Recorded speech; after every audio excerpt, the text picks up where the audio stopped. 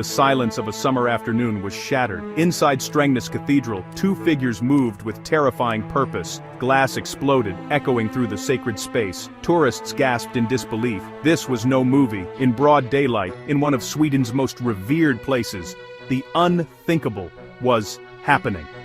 The thieves were swift, their actions precise, forever marking this quiet Tuesday. The day had begun like any other in Strängnäs. The cathedral, a silent guardian over Lake Mälaren, was filled with visitors. No one could have predicted the chaos about to unfold. The thieves walked in among the tourists, their intentions masked until the last second. The sudden violence created maximum confusion and shock. Alarm bells rang, but it was too late. The thieves vanished as quickly as they appeared. They left behind a shattered display case and a room full of bewildered witnesses. The crime was audacious, a direct challenge to Sweden's cultural identity. The heist of the century had just taken place, and the chase was only beginning. The stolen items were not ordinary jewelry. They were the funeral regalia of King Charles IX and Queen Christina, 2 crowns and a golden orb. Crafted from gold, adorned with precious stones, these artifacts symbolize Sweden's royal history. For centuries, they lay with the king in his tomb, later displayed for all to see. The cathedral, dating back to the 13th century, is a keeper of Swedish history. The jewels were housed in a locked, alarmed glass case, security that proved no match for brute force. For Swedes, these treasures are a deep cultural connection, taught in schools and featured in history books. The theft was not just a loss of valuables, it was an attack on the nation's soul. Their worth was beyond measure. Irreplaceable pieces of Sweden's identity.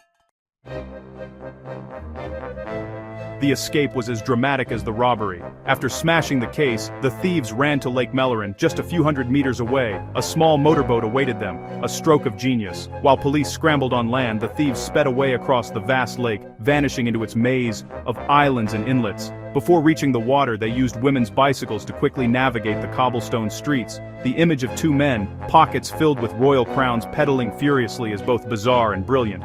The escape plan showed a deep understanding of local geography, exploiting the environment to their advantage. The combination of bicycles and a speedboat allowed them to disappear long before any pursuit could catch up. News of the heist spread like wildfire across Sweden. Disbelief turned to outrage. How could this happen in broad daylight? The public felt a profound sense of loss. These were not just jewels, but part of everyone's history. Police launched a massive operation. Helicopters scanned the lake, boats patrolled waterways, and ground units secured the town. An international alert was issued through Interpol. The search was daunting.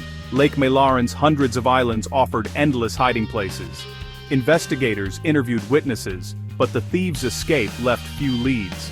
As days passed, anxiety grew. The empty display case became a symbol of national vulnerability. The media provided constant updates, and the public was urged to stay vigilant. The heist dominated conversations, a real-life thriller with the nation hoping for a breakthrough. For months, the case went cold. Then, in early 2019, a breakthrough. A crown and the orb were found atop a garbage can in a Stockholm suburb.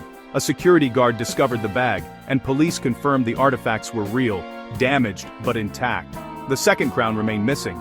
Arrests followed, but the identities of the original thieves remain a mystery. Why were the jewels left on a trash can? Was it a failed drop-off, or were they impossible to sell?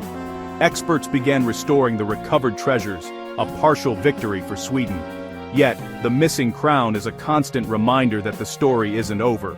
The tale of the speedboat getaway, the bicycle escape, and the trash can discovery ensures this heist will never be forgotten.